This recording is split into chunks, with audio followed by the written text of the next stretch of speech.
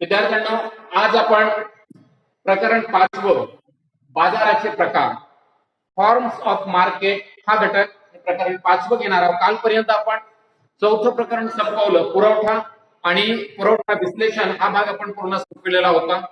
कालच्या घटकांमध्ये आपला भाग संपवून झालेला आणि त्याच्यानंतर आज आपण प्रकरण 5 सुरू करतो आहोत, बाजाराचे प्रकार.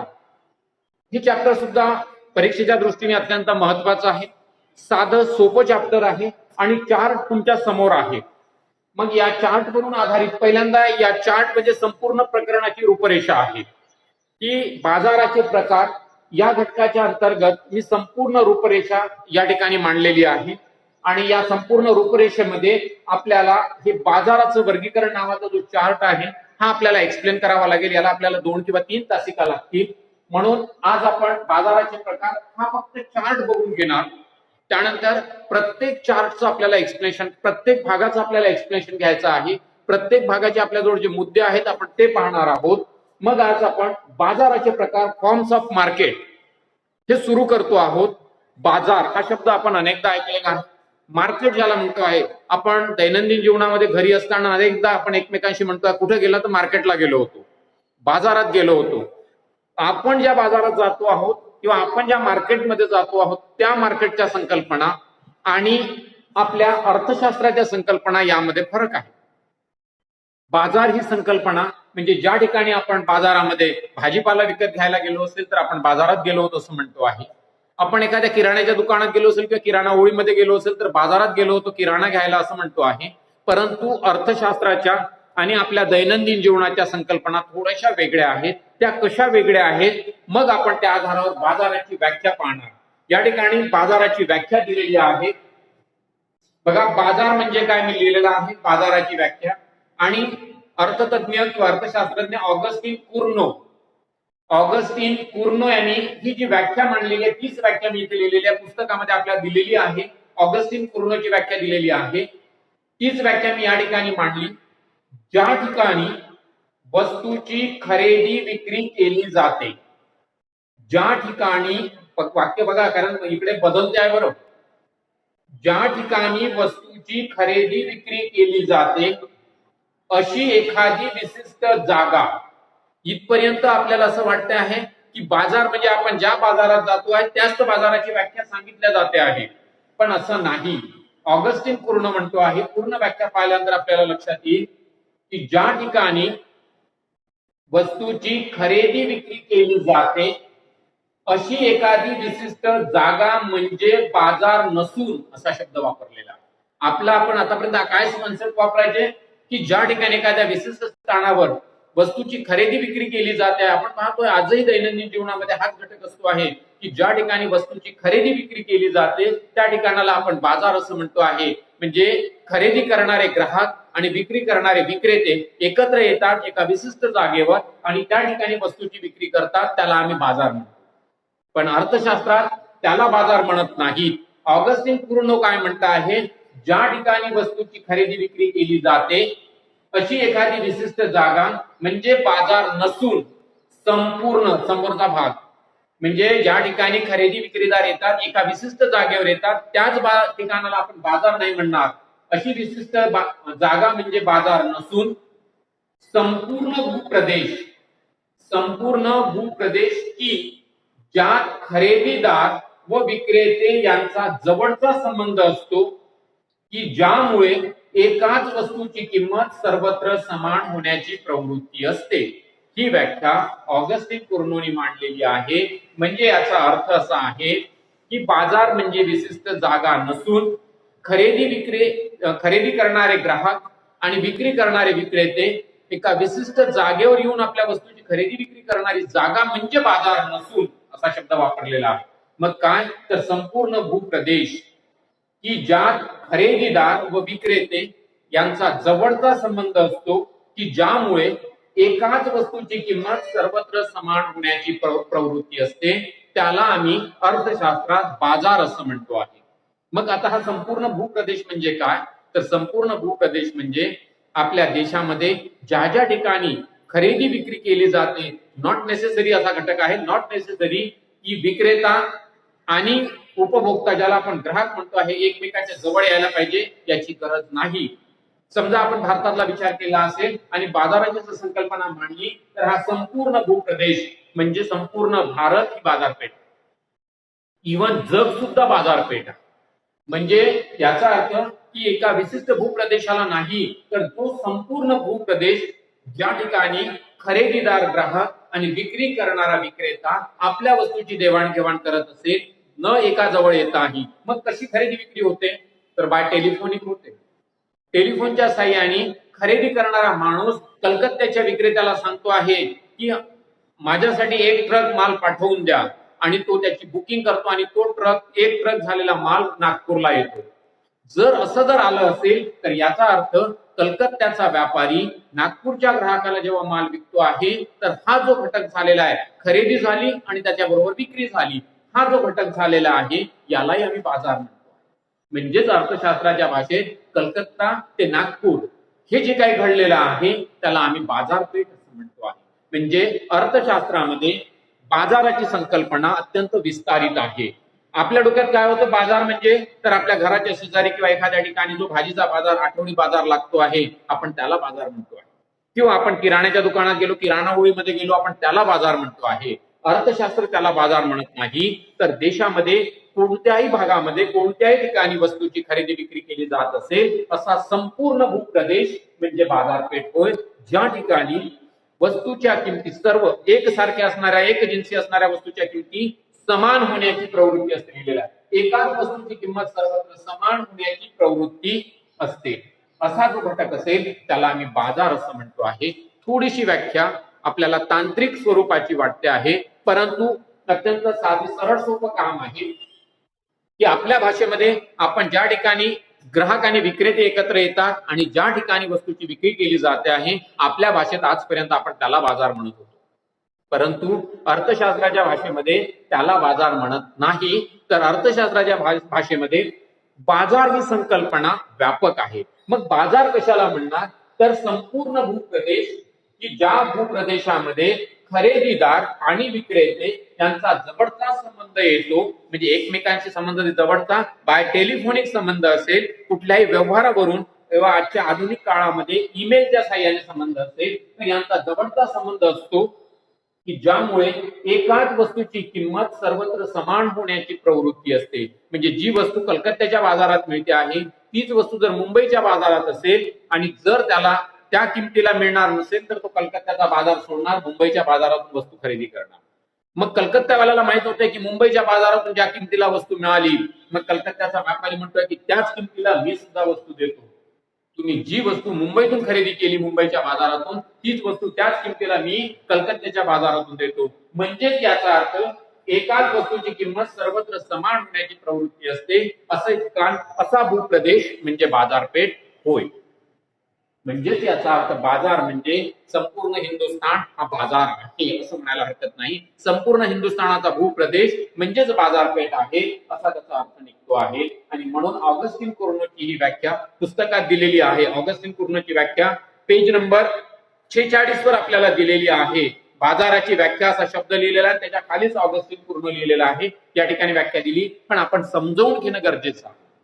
केवळ व्याख्या पुस्तकात असल्याने आपल्याला समजणार नाही, तर आपल्याला ते समजून घेणं गरजेचं आहे. आणि म्हणून मी तुम्हाला सांगितलं की ज्या ठिकाणी वस्तूची खरेदी विक्री ठिकाणावर केली जाते तो ठिकाण किंवा ती जागा म्हणजे बाजार नसून ऑगस्टिन कुर्नो म्हणते आहे की संपूर्ण भूप्रदेश की ज्या खरेदीदार आणि विक्रेते यांचा जवळचा संबंध येतो आणि ज्यामुळे वस्तूची किंमत सर्वत्र समान होण्याची प्रवृत्ती असते त्याला आम्ही बाजार किंवा बाजारपेठ असं म्हणतो आहे. खाली मी पुन्हा अजून एक थोडासा घटक लिहिलेला आहे बाजाराच्या संदर्भामध्ये. बाजार हे संभाव्य म्हणजे खरेदी करणारे संभाव्य, बाजार हे संभाव्य ग्राहक आणि संभाव्य विक्रेते यांच्यातील परस्पर संबंधाचे एक जाळे आहे. म्हणजे संभाव्य म्हणजे ज्याला वस्तूची खरेदी करायची आहे तो खरेदीदार आणि ज्याला वस्तू विकायची आहे तो विक्रीवाला विक्रेता, यांचे एकमेकांचे परस्पराचे संबंध जेव्हा जोडत आहे त्या ठिकाणी बाजार निर्माण होतो आहे. मग एक विक्रेता आणि एक ग्राहक असेल तरी त्यांना आम्ही बाजारपेठ म्हणणार. बाजारपेठेसाठी असंख्य विक्रेते किंवा असंख्य खरेदीदार एका ठिकाणी येण्याची गरज नाही. एका माणसाने वस्तू विकली तो विक्रेता आणि एका माणसाने खरेदी केली तो खरेदीदार, हे जेव्हा दोघं एकत्र आले असेल यांच्या संबंधाचं जे जाळं निर्माण झालं त्यालाही आम्ही बाजार असं म्हणतो आहे. तर या ठिकाणी बाजाराच्या या दोन व्याख्या आपल्या समोर मांडलेल्या आहेत. आज आपण पुढचा भाग पाहणार आहोत, बाजाराचे वर्गीकरण. आता हा मात्र आपल्याला टेक्निकली आणि व्यवस्थित पाहायचा भाग आहे. परीक्षेमध्ये बरेच प्रश्न असतात आणि हे सर्व या ठिकाणी पूर्ण चार्ट तुमच्या समोर आहे. हा संपूर्ण भाग तुम्हाला इव्हन रेकॉर्डिंग झालेला असलेला भाग तुम्हाला युट्यूबवर पण पाहायला मिळेल नंतरच्या याच्या तासिकेमध्ये. बाजाराचे वर्गीकरण, वर्गीकरणामध्ये तीन बाजाराचे वर्गीकरण केलेलं आहे. तीन मध्ये एक स्थळानुसार बाजार, एक काळानुसार बाजार आणि एक स्पर्धेनुसार बाजार म्हणून स्थळ, काळ आणि स्पर्धा या तीन घटकांवर आधारित बाजारपेठेचं वर्गीकरण केलेलं आहे. स्थळ म्हणजे जी जागा आहे त्या जागेनुसार बाजाराचं वर्गीकरण केलं.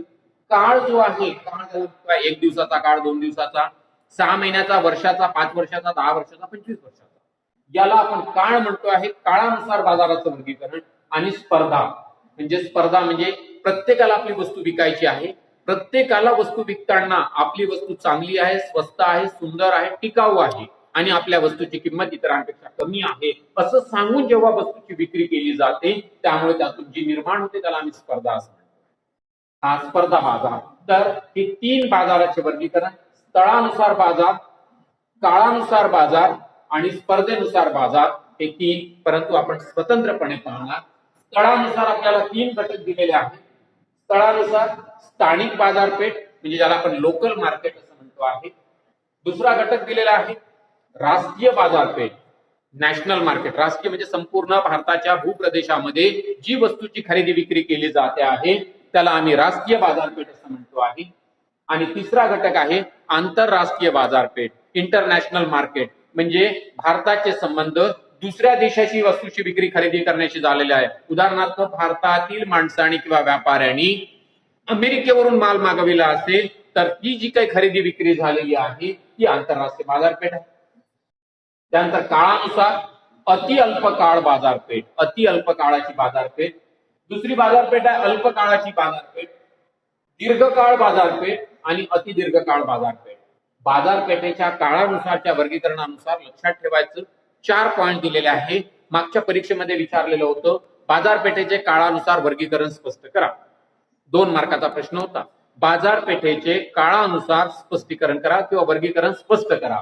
मग वर्गीकरण स्पष्ट करायचं आहे आपल्याला आठवून ठेवायचं आहे अति अल्प काळ, अल्प काळ, दीर्घकाळ आणि अति दीर्घकाळ. 4 पॉइंट्स आहेत, लक्षात ठेवायचे आहे. त्यानंतर स्पर्धा, स्पर्धेनुसार बाजाराचं वर्गीकरण केलेलं आहे. पहिल्या 2 घटकामध्ये 2च घटक दिलेले आहेत, पूर्ण स्पर्धा बाजारपेठ आणि अपूर्ण स्पर्धा बाजारपेठ. अपूर्ण म्हणजे ज्या ठिकाणी फुल कॉम्पिटिशन नाही, पूर्ण स्पर्धा नाही, त्याला आम्ही अपूर्ण स्पर्धा बाजारपेठ असं म्हणतो आहे. मग पूर्ण स्पर्धा बाजारपेठ काय आहे जेव्हा असेल तेव्हा आपण घेऊ. अपूर्ण स्पर्धा बाजारपेठेमध्ये काय येत आहे, अपूर्ण स्पर्धा बाजारपेठेमध्येही 3 घटक आहेत. कोणते 3 घटक आहेत? पहिली बाजारपेठ आहे मक्तेदारी. हे आपल्याला महत्वाचा, हा भाग आपल्याला अत्यंत महत्वाचा आहे. या बाजारपेठेच्या प्रकारावर दरवर्षी एक तरी प्रश्न असतो. मक्तेदारी बाजारपेठ, त्यानंतर अल्प अधिकार बाजारपेठ आणि मक्तेदारी युक्त स्पर्धा बाजारपेठ, असे 3 प्रकार अपूर्ण स्पर्धा बाजारपेठेचे आहेत. म्हणजे बाजाराचं वर्गीकरण 3 भागामध्ये केलं आणि या 3 भागाचंही वर्गीकरण किंवा त्याचे सब पॉइंट्स, विविध पॉइंट्स आपल्या समोर आहेत. आपण एक एक पॉइंट थोडक्यात बघू आहे आणि त्यानंतर आपण सर्वात शेवटचा भाग म्हणजे स्पर्धा बाजार, याचं मात्र आपल्याला डिटेलमध्ये बघावं लागेल. कारण आपल्याला पूर्ण स्पर्धा बाजार म्हणजे काय असा मोठा प्रश्न असतो. पूर्ण स्पर्धा बाजार म्हणजे काय आणि पूर्ण स्पर्धा बाजाराची वैशिष्ट्ये स्पष्ट करा. अपूर्ण स्पर्धा बाजारपेठेमध्ये याचं मक्तेदारीचा बाजार म्हणजे काय आणि मक्तेदारीची वैशिष्ट्ये स्पष्ट करा. तिसरा घटक असतो अल्प अधिकार बाजारपेठ कशाला म्हणतात किंवा अल्प अधिकार बाजारपेठ म्हणजे काय, अल्प अधिकार बाजारपेठेचे वैशिष्ट्य स्पष्ट करा. आणि चौथा घटक आहे मक्तेदारी युक्त, मक्तेदारी युक्त स्पर्धा. इकडे मक्तेदारी आहे पण इथे स्पर्धा शब्द नाही लिहिलेला. इथे मक्तेदारी युक्त स्पर्धा बाजारपेठ म्हणजे ज्या ठिकाणी मक्तेदारी पण आहे, एका माणसाचा अधिकार आहे आणि बाजारात स्पर्धा पण आहे, अशा बाजाराला मक्तेदारी युक्त स्पर्धा बाजारपेठ असं म्हणतात. तर हे झालं बाजारपेठेचं वर्गीकरण. या वर्गीकरणानुसार पहिला घटक आपण पाहणार स्थळ. स्थळानुसार बाजारपेठेचं वर्गीकरण. आता स्थळानुसार बाजारपेठेचं वर्गीकरण काय आहे? पहिला घटक आहे स्थानिक बाजारपेठ, म्हणजे याचा अर्थ लोकल मार्केट. आपण ज्या भूप्रदेशात किंवा एका विशिष्ट भूप्रदेशामध्ये ज्या ठिकाणी वस्तूची खरेदी विक्री केली जात असेल, ज्या ठिकाणी खरेदीदार आणि विक्रेते एकत्र येत असेल, अशी जी बाजारपेठ अस्तित्वात येते आहे त्याला आम्ही स्थानिक बाजारपेठ असं म्हणतो. म्हणजे उदाहरणार्थ आपण जर नागपूर शहरात राहतो आहोत तर नागपूर शहरामध्ये जी काही खरेदीदार आणि विक्रेते एकत्र येऊन वेगवेगळ्या ठिकाणी नागपूर शहराच्या परिसीमेमध्ये वेगवेगळ्या ठिकाणी वस्तूची ज्या ठिकाणी खरेदी विक्री केली जाते आहे अशा ठिकाणच्या अस्तित्वात असलेल्या बाजारपेठेला स्थानिक बाजारपेठ, लोकल मार्केट असं म्हणतात. म्हणजे हे मार्केट आपल्या शहरापुरतं, औरंगाबादचं असेल तर औरंगाबादच्या पुरतं मर्यादित असेल, मुंबई असेल तर मुंबई पुरतं मर्यादित असेल, अशी जी बाजारपेठ आहे त्याला आम्ही स्थानिक बाजारपेठ म्हणजे विशिष्ट एका प्रदेशामधलं किंवा एका विशिष्ट शहरापुरती मर्यादित जी बाजारपेठ असेल त्याला आम्ही लोकल बाजारपेठ असं म्हणतो, स्थानिक बाजारपेठ. पण ही कन्सेप्ट ही आपल्या दृष्टीने वेगळी होती. याची कन्सेप्ट काय होती थोडीशी, की लोकल बाजारपेठ म्हणजे काय, तर आपल्या घराजवळचा बाजार, आपल्या घराच्या शेजारी भरणारा बाजार, किंवा आपल्याला जसं बुधवारी बाजार लागतो, एखाद्या भागात गुरुवारी बाजार लागतो, भाजीचा बाजार, त्याला आपण स्थानिक बाजारपेठ. अर्थशास्त्रामध्ये याला स्थानिक बाजारपेठ नाही म्हणत.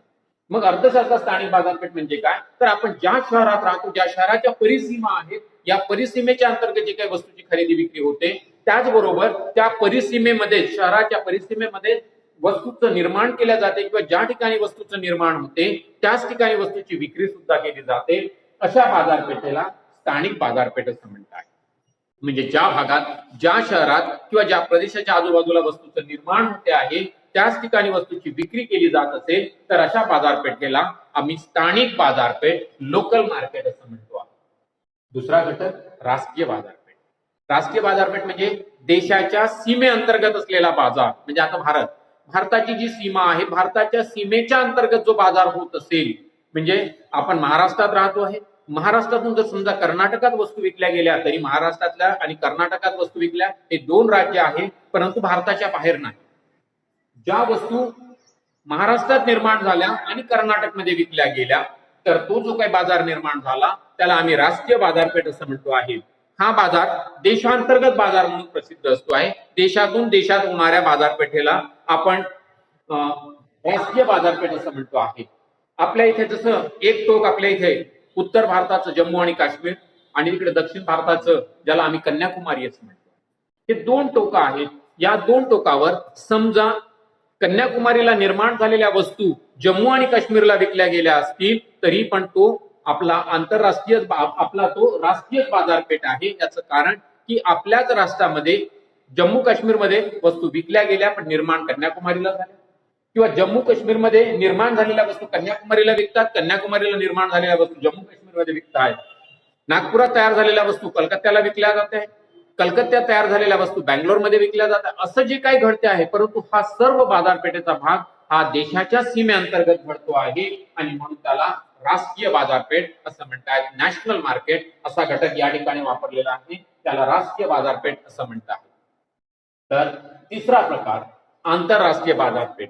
आपण आंतरराष्ट्रीय बाजारपेठ कशाला म्हणणार किंवा आंतरराष्ट्रीय बाजारपेठ म्हणजे काय, तर एका देशात निर्माण झालेल्या वस्तू जेव्हा दुसऱ्या देशात विकल्या जातात किंवा दुसऱ्या देशात निर्माण झालेल्या वस्तू आपल्या देशात खरेदी केल्या जातात, म्हणजेच याचा अर्थ एका देशातून निर्माण झालेल्या वस्तू दुसऱ्या देशात विकल्या जाणे किंवा दुसऱ्या देशात निर्माण झालेल्या वस्तू आपल्या देशात खरेदी केल्या जाणे, असा जो बाजार चालतो आहे त्याला आम्ही आंतरराष्ट्रीय बाजारपेठ, त्याला इंटरनॅशनल मार्केट असं म्हणतात. आंतरराष्ट्रीय बाजारपेठ एका देशाचे खरेदी विक्रीचे व्यवहार दुसऱ्या देशाशी जेव्हा होत आहे तेव्हा त्याला आम्ही आंतरराष्ट्रीय बाजारपेठ असं म्हणतो आहे. म्हणजे याचा अर्थ हे वर्गीकरण बाजारपेठेचं स्थळानुसार ठरलं. स्थानिक बाजार म्हणजे ज्या भागात, ज्या गावात, ज्या शहरात आम्ही राहतो त्याच्या आजूबाजूच्या परिसरात वस्तूचं उत्पादन होते आणि निर्माण झालेलं उत्पादन त्याच ठिकाणी विकल्या जाते आहे, अशा बाजाराला आम्ही स्थानिक बाजारपेठ असं म्हणतो आहे. राष्ट्रीय बाजार देशाच्या सीमेअंतर्गत, म्हणजे देशाच्या ज्या काही सीमा ठरलेल्या त्या सीमेच्या अंतर्गत वस्तूचं निर्माण होते आणि निर्माण झालेल्या वस्तू सीमेच्याच अंतर्गत विकल्या जात असेल तर त्याला आम्ही राष्ट्रीय बाजारपेठ असं म्हणतो आहे. आणि आंतरराष्ट्रीय बाजारपेठ वस्तू एका देशात निर्माण होते, दुसऱ्या देशात विकल्या जाते आहे किंवा दुसऱ्या देशात निर्माण झालेल्या वस्तू एका देशात खरेदी केल्या जाते आहे त्याला आम्ही आंतरराष्ट्रीय बाजारपेठ असं म्हणतो आहे. उदाहरणार्थ अमेरिकेत वस्तू निर्माण झाल्या आणि भारताने खरेदी केल्या, हा जो व्यवहार घडलेला आहे याला आंतरराष्ट्रीय बाजारपेठ असं म्हणतो. कारण वस्तूचं निर्माण अमेरिकेत झालं हा एक वेगळा देश आणि निर्माण झालेल्या वस्तू भारताने खरेदी केल्या हा एक वेगळा देश. दोन देशाच्या दरम्यान जो काही व्यापार झाला त्या व्यापाराला आंतरराष्ट्रीय बाजारपेठ असं म्हणत आहेत. अशा या 3 कन्सेप्ट आपण पाहिलेल्या आहेत.